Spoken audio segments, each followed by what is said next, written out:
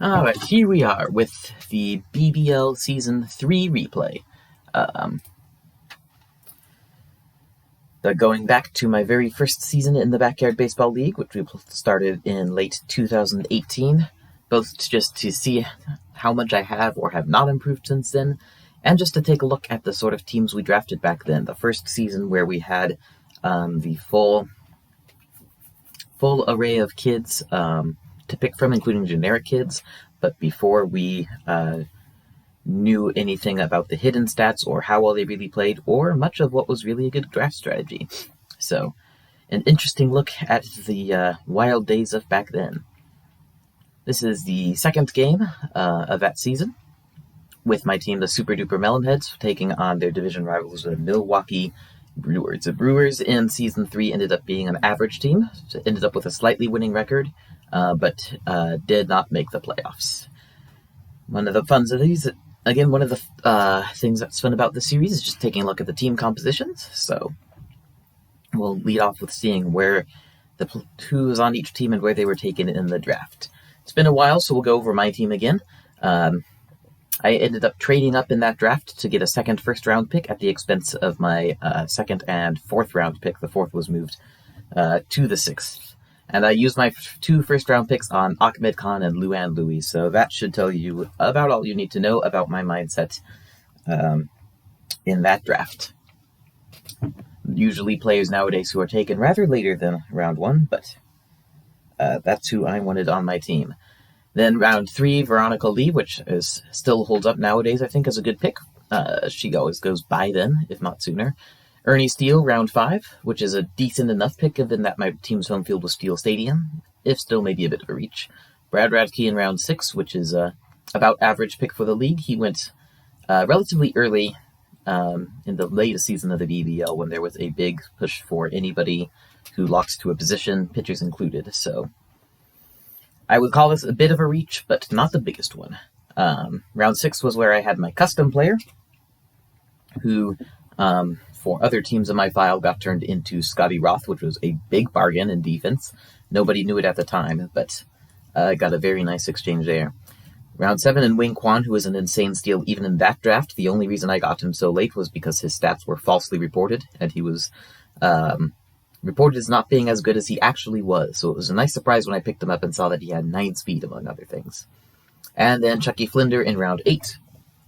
Solid pick for around that range, especially considering this was a season where we had 30 less players than normal because the pro clones were out in that season. And then Ben Olds is a round 9 pick, the only season he's played in. This was at the very end of round 9. Again, our player pool was diminished by 30 players.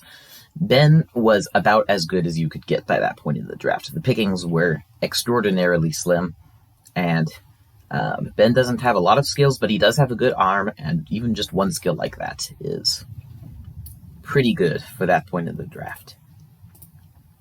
So that was my team. So now we'll take a look at the team I'll be facing for this game, the Brewers. They used their first-round pick on Ichiro, always a pick that'll hold up well, I think.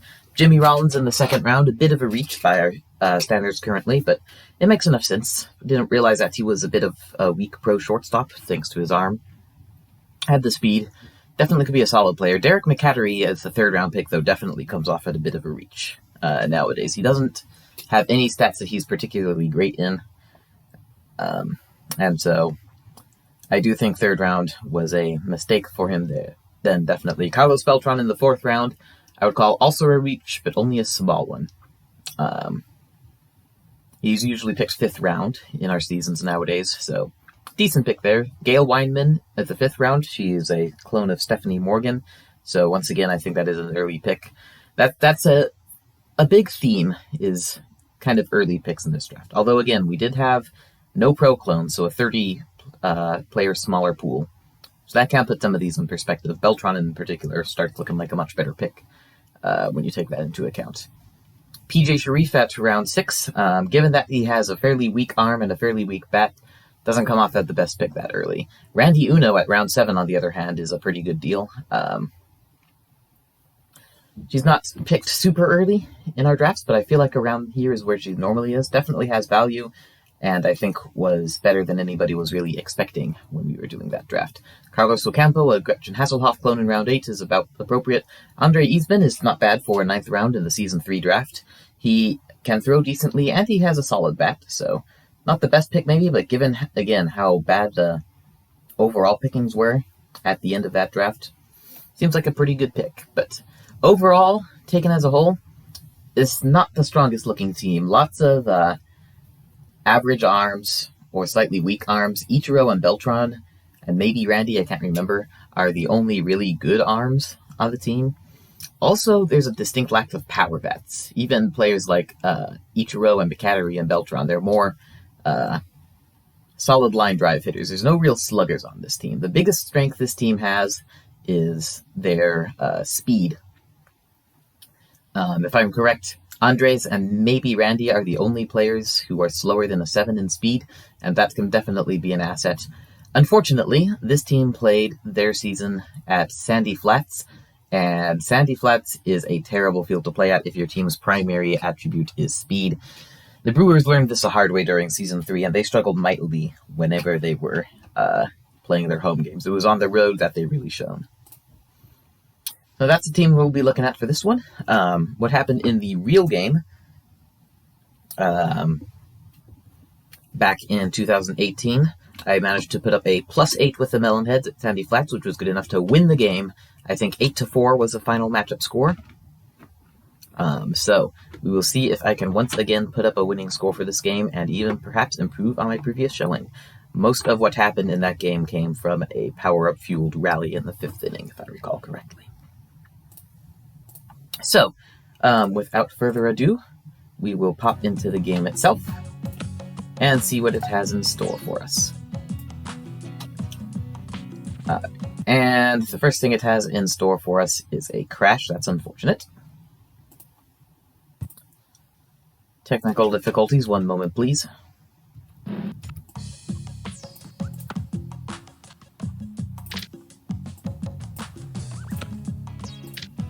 Alright, take 2. Now it's working. Good. Alright. My custom was Rufus Xavier S. I won't explain it for those who don't understand the reference. I made him as a basically decent all-around custom, with what, given what we knew about the stats at the time, seemed to be well-rounded stats in every regard. Solid bat, solid power, solid arm, etc. And he has a batting boost for this game, so up to 10 out of 10 hitting, so might be a very good contributor hitting on that front. We'll see. Normal. Lulu gets a boost as well. She gets a regular boost from playing with a pro pitcher. I had that all season long in Season 3, and nobody realized it until years later when we discovered that that boost was a thing. But she also has a hitting boost in that game, for whatever that's worth. Looks like otherwise normal days all around, no bad days for this game. Alright. So, slightly above normal capacity. As for defense in this game, I think Rufus was having a bad day in the first game of this replay. This is why he was at 3rd. I'll put Wing in center. Lulu has range, but he's not so great at actually catching the ball. Well, now, if they hit a super deep... No, they're not going to hit a super deep ball into center, so I'm going to put Lulu in the infield, actually, I think. Going to go based on the fact that the Brewers are not a team who's going to be hitting long drives. And so my outfielders will not need to do a whole lot. That, at any rate, is my hope. So with that in mind, that should do well as defense, I think. I'll set the lineup in a minute. First, we'll take a look at the Brewers' defense. Their catcher is George Coleman, a Kenny Kawaguchi clone. He was not on that original sheet of kids I showed, so obviously the trade was made for him. Let's see. Who did he replace on this team? Randy Uno traded for George Coleman, it looks like, to make the final form of this team, which I don't feel like is a very good exchange, especially given the Sandy Flats. I think Randy would have been a much better choice there. So, not a good exchange in retrospect for the Brewers, and they have a Kenny Kawaguchi clone at catcher. He's not going to be great there. Derek McCattery is on the mound. Oof. Jimmy Rollins with a bad day on running and fielding. This is looking tailor-made for me to put up a strong score here. Carlos Ocampo at third is interesting. We didn't know how to set the AI defenses back then. I don't think Carlos would have been put there if we had. The outfield is strong. Well, PJ isn't an amazing outfielder, but he's decent. Carlos and Ichiro are good in the outfield, but otherwise, not the most intimidating-looking defense here from the Brewers. So, just got to decide on my lineup now. Looks like I went for the stacked lineup strategy last time. Let me see.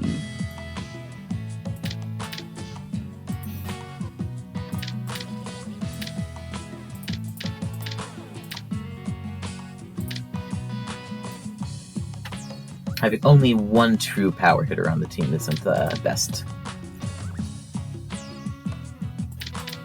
We're just going to, well, Now we're going to give myself the best chance possible of getting Ben across the plate.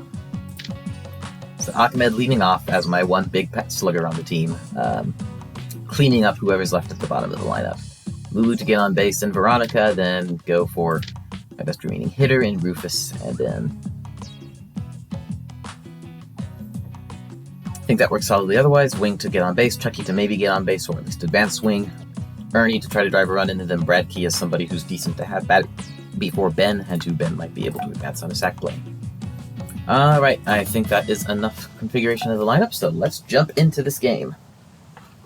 See how it goes. I recall the original version of this game I played on Brad Radke's birthday. Got a birthday boost which did not ultimately come in very helpful.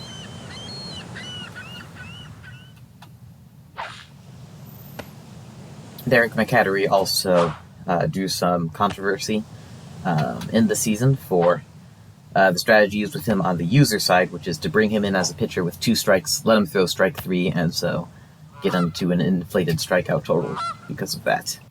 I say controversial, it wasn't a big controversy or anything, just very mild controversy. It was something that was noticed and commented on.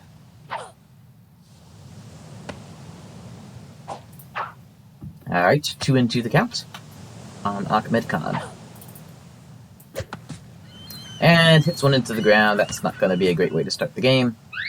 Even with getting a bit confused as to where the ball is, McCattery is able to make the play pretty easily. And bring up Lulu.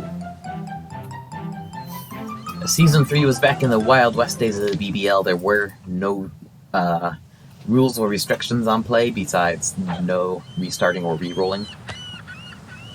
We were free to use whatever AI manipulation tactics or swings we wanted.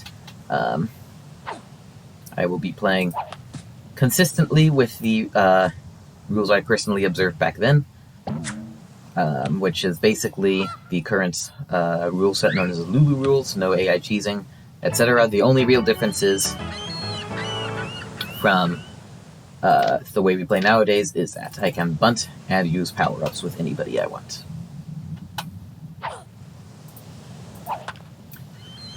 Veronica gets a tasty-looking pitch to start with and swings it, lands, and bounces on just past Carlos on a funny bounce to allow Lulu to reach second safely. Single for Vili. I guess Veronica does have a decently strong bat as the hidden stats are revealed. I just keep forgetting about it.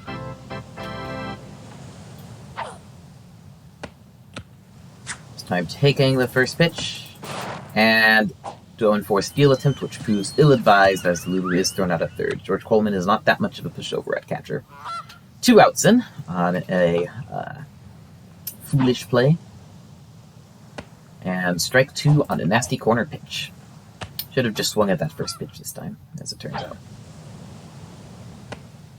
Takes ball 1.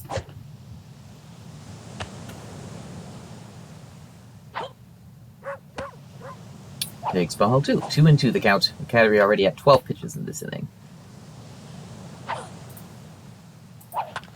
And a nice hit to center by Rufus. Bounces just before Beltran. Allows him to single and Veronica to reach third safely. A little bit of a close play there with Beltran relaying it through Rollins, but Veronica was fast enough to pull it off. Could go for a grounder or bunt with Wing just to get on base, but I think I would be better served going for a base hit that could score Veronica instead. And Rufus caught stealing second as Coleman is already in territory of so bad he's good as a catcher, unintentionally making the relay through the pitcher to tag him out. So 3 hits for the Melonheads in the first, but I get caught stealing twice to bring my inning to a premature end. No score going into the bottom of the first. Carlos Ocampo leads off for the Brewers. Chucky Flinder, of course, my pitcher for the season. This was the season where he won the Ace Wilson Trophy.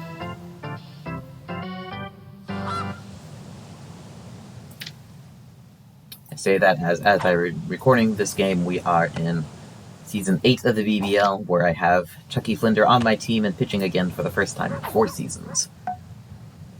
Derek McCattery, the next hitter, lays down a beauty of a bunt up the third base line, but Sand slows him down enough that Ben still has time to get to the ball and throw him out at first. 2 outs, Ichiro the hitter. Brewers made a great first pick in Ichiro, but then a fairly mediocre rest of the draft is how I read this team from a modern lens of drafting. Ichiro places one perfectly, lands in between Chucky and Ben, and they have no chance to throw him out. Single for Ichiro, and Andre Eastman is a hitter. Which, the fact alone that the AI considers him a good enough hitter to put in the top 5 of the lineup should tell you a lot about the quality of batting specifically on this team. Ichiro successfully steals second. I remember Ben as being a fantastic user-catcher back in Season 3. Obviously, he's not the best, though, as ball bounces before it gets to the base, and Ichiro makes it in safely. And swing and a miss for strike 3. That'll be the first strikeout of the game for Chucky. Andre is down on strikes, and that will end the first inning. No score as we go into the second.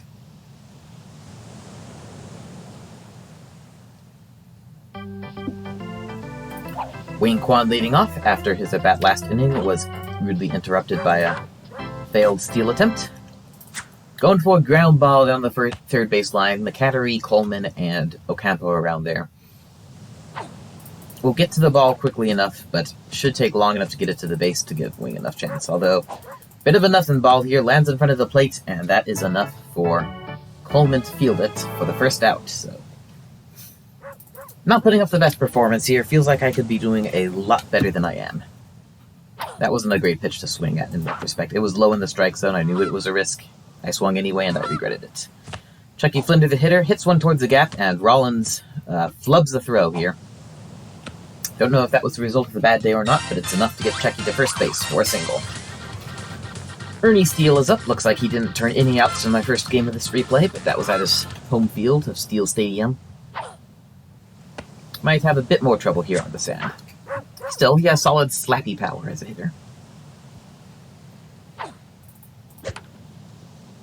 Swings at one that's a bit outside and fouls it off. 1-1 the count.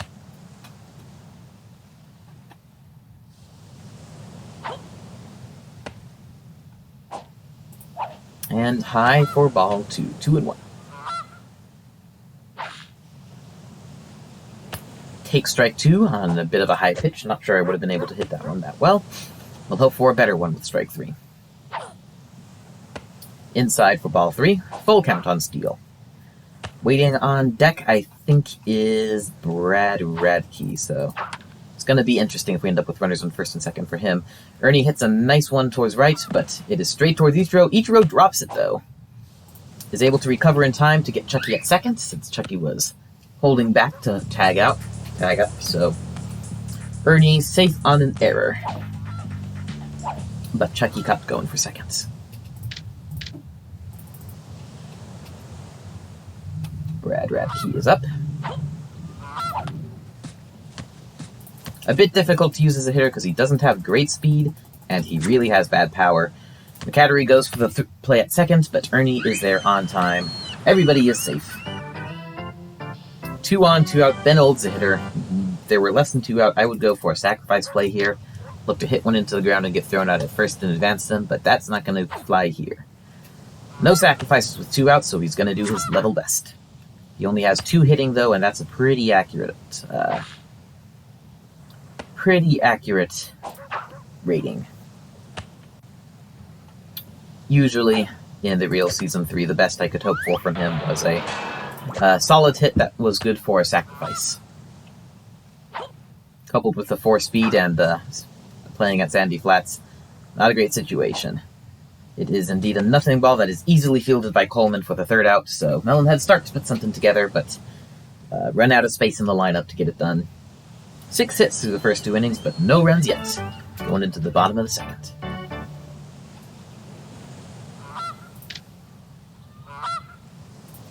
Gail Weinman leads off for the Brewers here. Again, essentially a Stephanie Morgan clone. Which Steph is more or less a definition of a player who's slightly below average in all the useful skills. Slightly below average power, slightly below average arm. Basically, on the cusp of being a really good all-around player, but just slightly below that. We are able to strike out Gale for the 1st out. Jimmy Rollins, a hitter, nerfed to just 6 running. He shouldn't be too much of a threat. His speed is his biggest asset normally. Swings and misses for strike 2. And swings and misses for strike 3. Chucky going lights out right now. 2 up, 2 struck out. Carlos Beltran, the hitter. I do believe I am lined up for an immaculate inning if we manage to get Carlos out on 3 strikes. We do not, though, so that's irrelevant. Pops one up, Ben can get to it in time, Beltran is out, and we are done in the 2nd inning. Still no score, but the top of the Melonheads lineup is coming up and looking to change that now. Starting off with Ahmed Khan.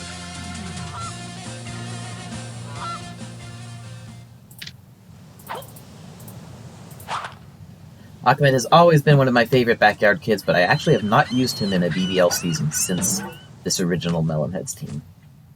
Just hasn't worked out.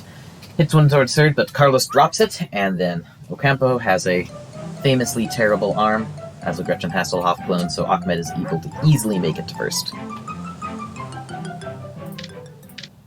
1 on, Luan Louis the hitter. We're going for the bunt this time, and a hit and run with Ahmed. On 1st, beautifully placed bunt, so it'll take as long as possible for anyone to get to it. McCattery making the play, but he is not there in time. Ahmed is able to make it into 2nd. Single for Luan Louis. 2 on, nobody out. Veronica Lee, the hitter. Hitting boosted Rufus is on deck. Good looking situation here for these Melonheads. See if we can capitalize. Veronica swings at the 1st pitch. Kind of dies in the infield, though. Ocampo making the play.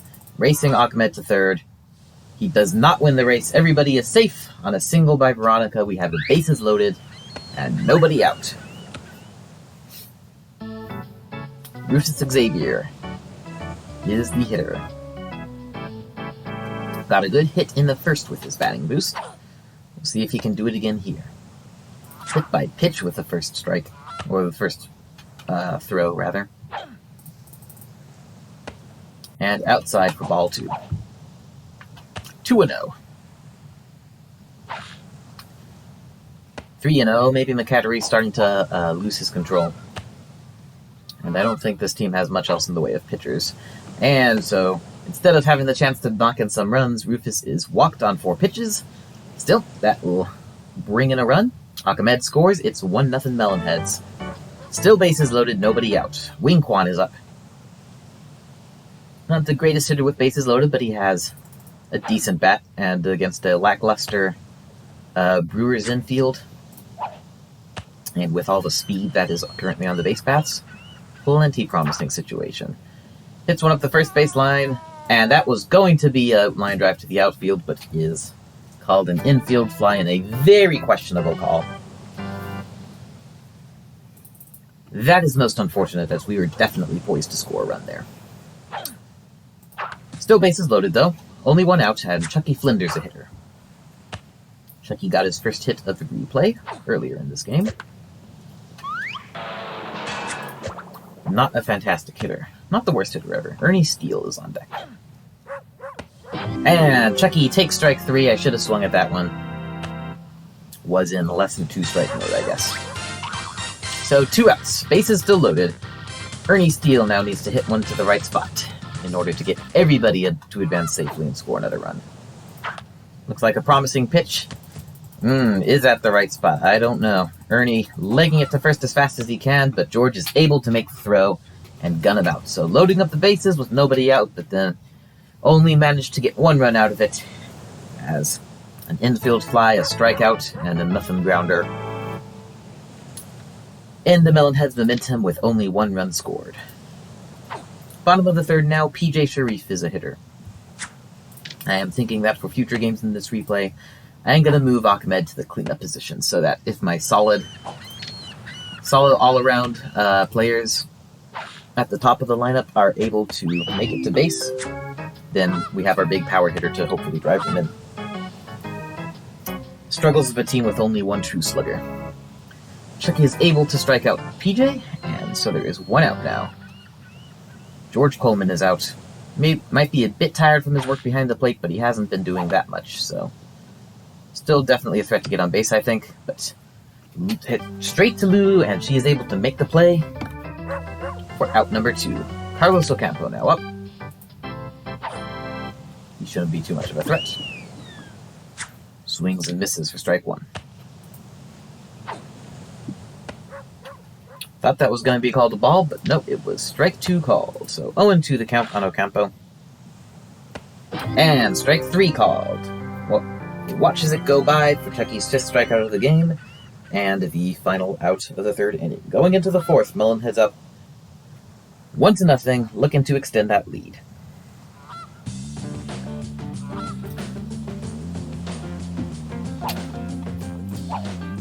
Brad Radke is leading off. He will be followed up by Ben Olds. The hope is for Brad to get to first base and then Ben to get a successful sack to advance him. However, Brad hits this one too hard. Rollins is able to make the play for the first out. So we're going to have the top of the lineup coming up with 2 outs already on the board. Not a super situation. I am most definitely rethinking my lineup composition here. Ben Olds is now the hitter. And watches a crazy ball for ball 1.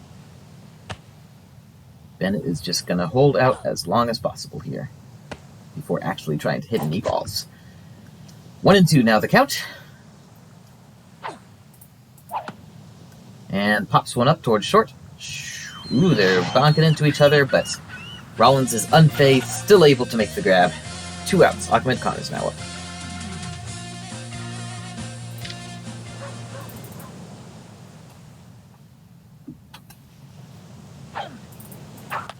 Hoping for a big blast from Ahmed here, but I do not get it, as he instead hits a lame grounder up the first base line.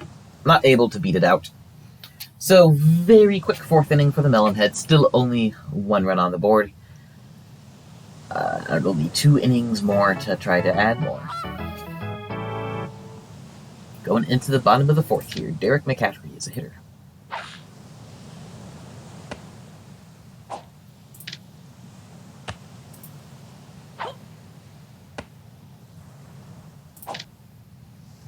Takes first 2 strikes from Chucky. And swinging a miss for strike 3. Out on 3 pitches for Kane number 6 for Chucky for the game.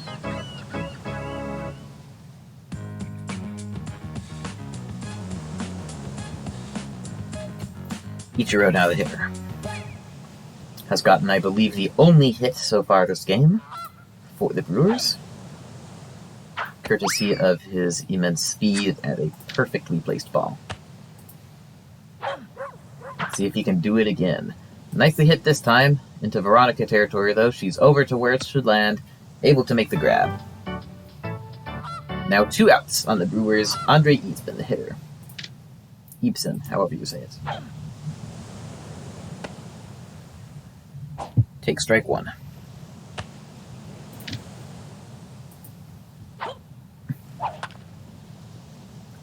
Lines one up the third base line. Lulu is able to deflect the ball, but not catch it. Chucky runs into her, trying to cover third. So, Chucky was fixated on going for covering third base as opposed to just grabbing the ball and making the play or not being in the way. That means Andre is able to make it to first, but then as the debacle continues, he goes for an extra base, gets greedy, and we are able to get him there. So that's third out. We're going into the 5th inning. This is where the Melonheads went off. I believe it was a 7-run rally in the real Game 2. We'll see if we can do the same thing today. I'm a good spot of the lineup to make that go, to make that happen, with Lulu leading off.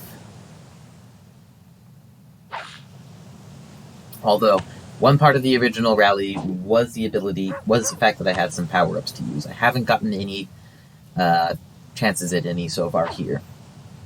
No runners on base on defense with less than 2 out. Only a single power-up pitch that went low. Category having trouble hitting the strike zone. Throws 3 balls in a row before we land in the first strike. 3-1 the count.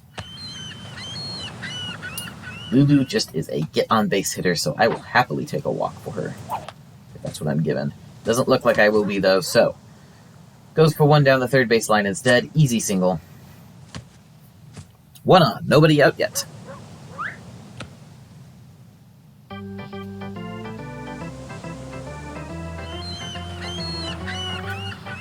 Veronica Lee, now the hitter, is 2 for 2 herself, 2 singles. Lulu will lead off the at-bat by stealing second, although we learned our lesson about going for third.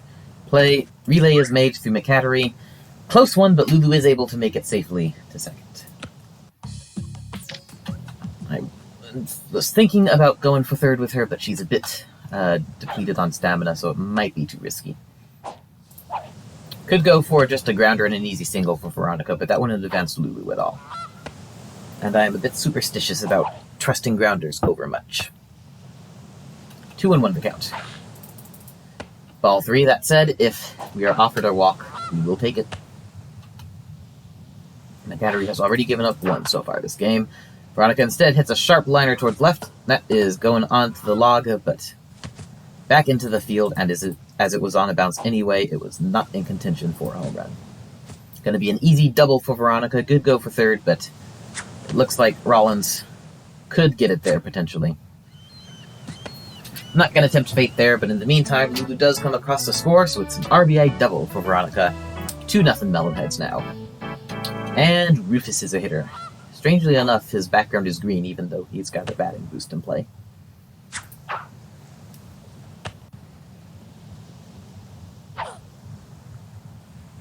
Two straight balls. It was Rufus who walked earlier in the game, drawing a 4-pitch walk with the bases loaded.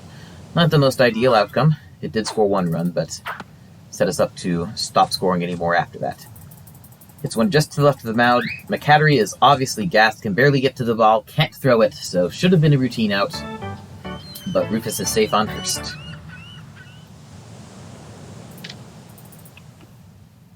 Two on then, nobody out. I'm going for grounder with wing.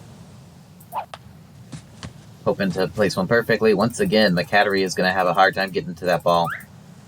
Is not able to throw it to any base in time, including not the one that he chose, third base. So, single, and the bases are loaded. Nobody is out. We have Chucky Flinder, Ernie Steele, and Brad Radke as the hitters coming up. So we'll see what we can accomplish here. Gail Weinman now comes in on the mound. That puts Aghast McCattery in right field. Could be a decent situation. Oh, Gail goes for the play at home. Oh my goodness, and I was not watching that at all, otherwise I would have rushed towards third. Forgot that the bases were loaded, and Chucky hits one in the perfect place to be turned for, what is that, a 1-2-6 double play? So, tables are turned on the Melonheads. The blessing is turned into a curse. Wing is able to steal third just barely, so we get runners on second and third now for Ernie. Base hit should score a run. But what a way to throttle the rally. The 2 runners in scoring position involved in the double play instead of scoring. Ernie, though, is able to keep the scoring coming for now. Hits a nice one into left field for an easy single. Wing scores without trouble. Chucky's also going to score without trouble, it looks like. Carlos bumps into Gale on his way to get the ball, which allows Ernie to safely make it to second. So 2 RBI double by Ernie Steele. It is now 4-0 Melonheads. Brad Radke's a hitter, 1 for 2 today. A base hit here means that Ben Olds gets to be the last out of the inning, which means we start at the very top of the lineup next inning, as opposed to having Ben leading off, which isn't the best way to kick off a 6th-inning rally. Little ground ball by Brad. George is there, though. How well can he throw? Not quite well enough. McCattery has to step off the bag to get it, and Radke is safe. So, 2 on, 2 out. Ben Olds the hitter. We'll see. Maybe with McCattery on first base and super tired, a hit poked that way would allow even Ben to make it safely. Maybe he can draw a walk and Ahmed Khan can do something amazing. We don't give up hope until we are forced to. We are not forced to yet. Looked like ball 2, but it was called strike 1 instead. 1-1 the count on Ben. And strike 2. 1-2 then. Gonna have to swing at that one, although it turned out to be low, so Ben Olds strikes out swinging for the 3rd out. But the 3rd out came at a good time. Melonheads were able to tack on 7 more hits in that inning. 3 runs despite the double play. 4-0 going into the bottom of the 5th.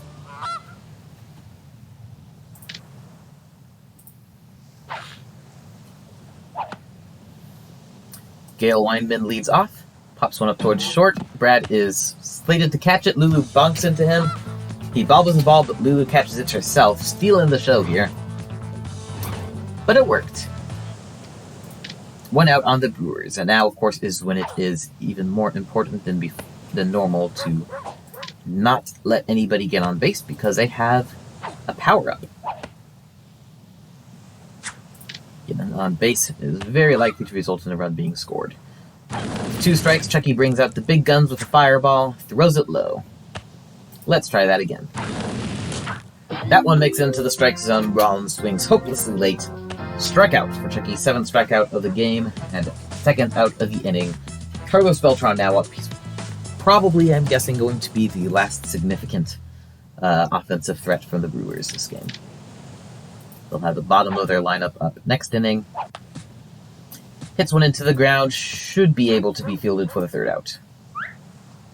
Takes a while for my pitcher and catcher to get there, but they get there in time, make the team play at first, and the Brewers are retired in the 5th inning.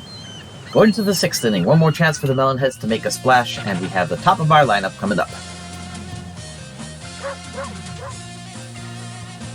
Starting with Ahmed Khan, he's 1 for 3 today with just a single. Let's see if he can get one of his trademark huge hits in play this time. Take strike 1 from Gale. 0-1 is the count. Ball 1.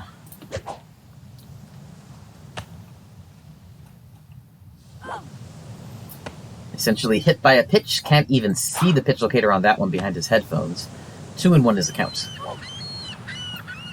Bit inside, we're going for it.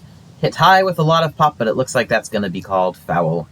Would have been a home run if it had been a little to the right. Alas, it was not to be. Instead, 2-2 count. Ahmed is a rare power hitter with decent speed, with whom I will always use power anyway, just because that's what I've always done with him. I can't imagine not swinging power with Ahmed. McCattery taking forever to get to the bag, and the ball gets past him. Ahmed going for 2. He's going to make it. McCattery being totally gassed at first base here at Sandy makes a difference. What might have otherwise been the first out is instead turned into a leadoff double. 1 on, nobody out, Lulu the hitter. 3 for 3 with 3 singles, shouldn't be too hard to make it. 4, 4, and 4. Lulu is a wonderfully consistent hitter when it comes to getting on base. Coleman coming up to field it, but he cannot do it in time. Easy single for Louie. 2 on, nobody out. And Veronica Lee, the hitter. She is 3 for 3 today with a double and 2 singles. Has been hitting fantastically. Need a good strong hit for her here to get Ahmed to 3rd safely. But a good strong hit from her here will set us up very nicely. Moving forward. Takes ball 1. 1-1 is a count. Nice potential there, and that is hit into the outfield. Bounces before it gets to Beltran. Bounces past Beltran. Not going to be able to score on that play, but everybody is safe pretty easily. Single for Veronica Lee, bases loaded, nobody out, Rufus is up. Now, the last time this happened, he drew a walk on 4 pitches, and we only scored 1 run in that inning. Hoping for a better outcome here. A nice big RBI, multi-RBI hit would be lovely. Fouls it off for strike 2, it's 0-2. Gale, determined not to give him anything good to hit if she can avoid it. Fouls that one off to keep the at-bat alive, still 0-2. Oh man, and my initial instinct was that was going to be a strike. Decided probably a ball, so I took it, and Rufus goes down looking in a situation where he could have maybe accomplished some wonderful things for the team. First out then, and Wing and Chucky the next 2 hitters. Not sure how much we'll be scoring here. Wing takes strike 1. Wing, I believe, popped into lined into an infield fly previously. So actually, we are going to swing grounder with him so that he doesn't get the infield fly, and hope for something that, unfortunately, we just get the expected result there, which is that he just grounds into an easy force out at home.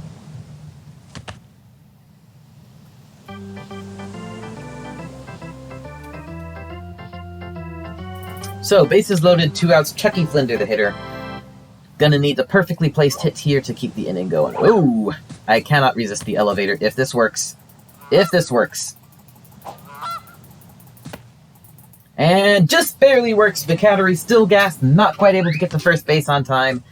Chucky singles, everybody's safe. It's 5-0, and we have a power-up. Power-up rally comes true again. Gonna be an undergrounder. Ernie Steele will use it. There's no way I am going to risk letting that go unused. 0-1 the count. Want to make sure I don't whiff with it. Should be a good situation. That is. Beautifully placed undergrounder. That'll be at least 2 runs, I'm sure. Goes out to deep left. PJ going after it. That is not going to be a ground rule double. Should be 3 runs scored here at least. Nobody is anywhere near PJ. Ernie going for third. They're leaving him to get the ball in himself. That's the 3rd run scored on the play. Now Rollins coming in to get the ball, but Ernie is halfway to home. Can he make it? He can. Inside the park home run on an undergrounder. For Ernie Steele, it is now 9-0 Melonheads. That is how you get it done. And Weinman comes off of the mound, and Carlos Beltran now on pitch. That's not going to be good for the defense if we get any balls into center. I still have the undergrounder, so Bradkey will use it. Hopefully I have a 3rd use for Ben. Otherwise, the rally will be a bit short-lived. Bradkey is able to get it in there. Everyone was playing in, which will make it that much more effective, and Gale is going out for it. She is clearly gassed from her time on the mound. Bradkey's going to be to 3rd by the time she gets the ball. This should be another inside the Parker.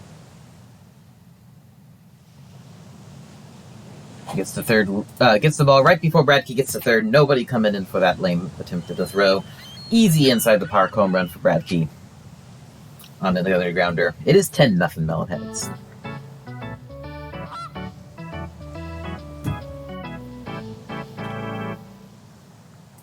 Ben Old's now up, and we are out of undergrounders, which means this, folks, is where the rally is going to end, unless we get a small miracle here.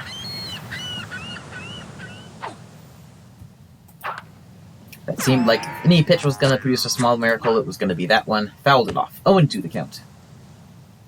Ben is simply not a player who is going to get on base very much, especially at Sandy, and especially on a sneaky pitch like that. Strike 3 called on a pitch that barely grazed the bottom of the strike zone, but the damage has been done.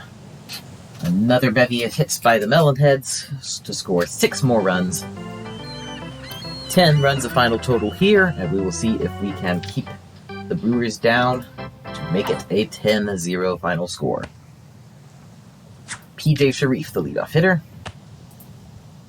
struck out in his first appearance. Watches the first 2 strikes go by here. Chucky looking to take home a one-hit shutout here. Nice liner down the third baseline, though, for PJ. Luan is able to get it. Relays through Brad, who makes the throw in time. First out. Nicely hit by PJ, but didn't get quite enough lift there. So Lulu was able to make the relay. George Coleman is up now. Going to be probably a bit slowed down, if not completely, by the throws he's had to make from behind the plate. He hasn't done a ton there, but he's done some. Who knows, though, maybe his stamina's enough that he recovered nicely. With 2 strikes, hits one up towards the middle. Brad is able to make the play, though. Easy second out. Brad might be a bit of a problem at shortstop if I didn't have Ernie Steele playing first base, but Ernie will catch basically anything thrown to him, so best first baseman in the game. Carlos Ocampo, now the last hope for the Brewers. Swings and misses for strike 2. We are 1 pitch away from victory. Could go in style with a fireball, but we'll just go with a nice normal pitch. Swing and a miss for strike 3. 8th strikeout for Chucky on the game. Ocampo is out, and so that is going to be the game. Final score is Melonheads 10, Brewers nothing. A +10, which is a 25% improvement from my original score of +8. If I had put this up in Season 3, it would have been a win. So at this point in the season, in the real Season 3, I was 2-0, which is what I also would have been in this replay. You can see here, good performance across the board. Everyone got on base at least twice, except for Ben, who, again, he can't hit, so it's to be expected. Luan Louie and Veronica Lee put on the best shows on offense, each getting on base every single time. Veronica in particular, Veronica with 1 more total base and 1 RBI, but only 1 run scored to lose 2. Ernie drove in a whopping 6 runs. 4 of those were on Undergrounder. We won't be naming a player of the game here, I don't think, because nobody really stood out that much. Veronica and Lulu, I guess, will share the honors with this game. Pitching, a masterpiece by Chucky. 1-hit shutout, 8 strikeouts. Only 2 pitches outside the strike zone the entire game. Very good. Alright, and that's it for that. Next time we will be taking on the Houston Astros, who won the NL Central in the real Season 3, but who I was still able to put up a good score against in the original version of that game. We'll see how I do in the replay. Until then, thanks everybody for watching.